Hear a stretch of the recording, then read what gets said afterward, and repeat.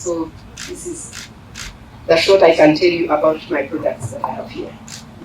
Thank you. Aba bakozire motoka ibatiremo obushengye oburimo ebyobuhangwa otireho n'emibazi y'ekiraguzo abakare bayore bakozesa kutambira endwara zitarikushushana kandi eza kuba netambira omu byanga bitari bimwe na bimwe kwetorora ihanga.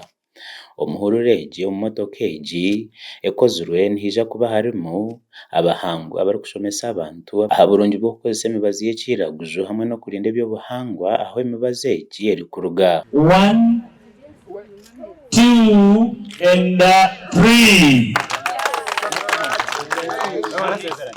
Congratulations, we have finally opened the mobile museum. Okurugira James Tumusiime omukama wa Igongo Cultural Center agizire ngu abantu bakaruga hano no kukozesa emibazi y'ekiraguzo birukire ekijungu ekiyagira ngu kishemerire kuhindurwa. Kumanya kristo kuruga karinyo n'unabirugire umwana abantu bakabamanya umbirizi bitanga umusuzi umuzima bitanga umusuzi kandi bamanya ngo nyabarasana yiyomora muntu wagira cyane kandi mwere ko kandi ureba bagumana bebwa bategwa kubanza kuza kurunda iodine. Tumusiime agace yashobore kibaretira omwete gukora motoka egi ningashi mobile museum hashoborire kunibenda ngu buri muntu ahiko mucanga cye kandi ashomesibwe. Kutamo museum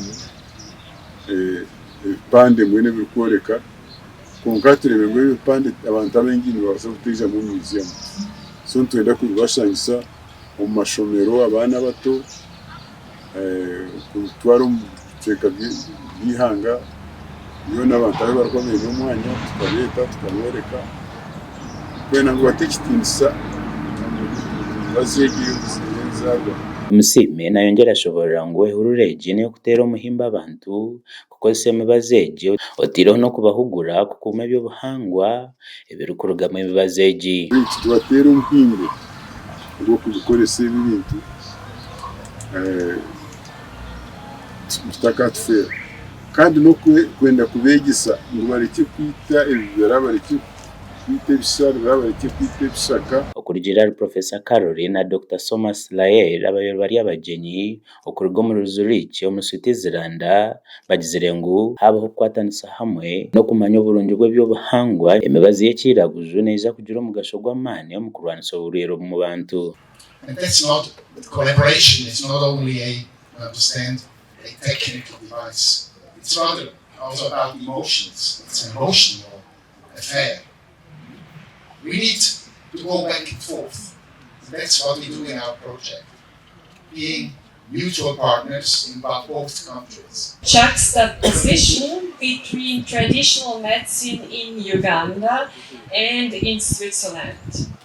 And as was also mentioned already, traditional medicine, it's a human thing. So it's important in all nations of the world. Professor Maunda Kamatenesi yagizire ngu necho busasi kushanga abajungu nibihe bishako mu Uganda babitwara heru gukora emibazi etije kuguzibwa habe yahiguru etari kubasika omuntu wa burijo. Export grade. And some of the plants, as you have heard, they are produced there in Uganda. Can you imagine plants are grown here in Uganda, grown in Kenya, exported to Switzerland? The drugs they manufacture, we have no capacity to buy them.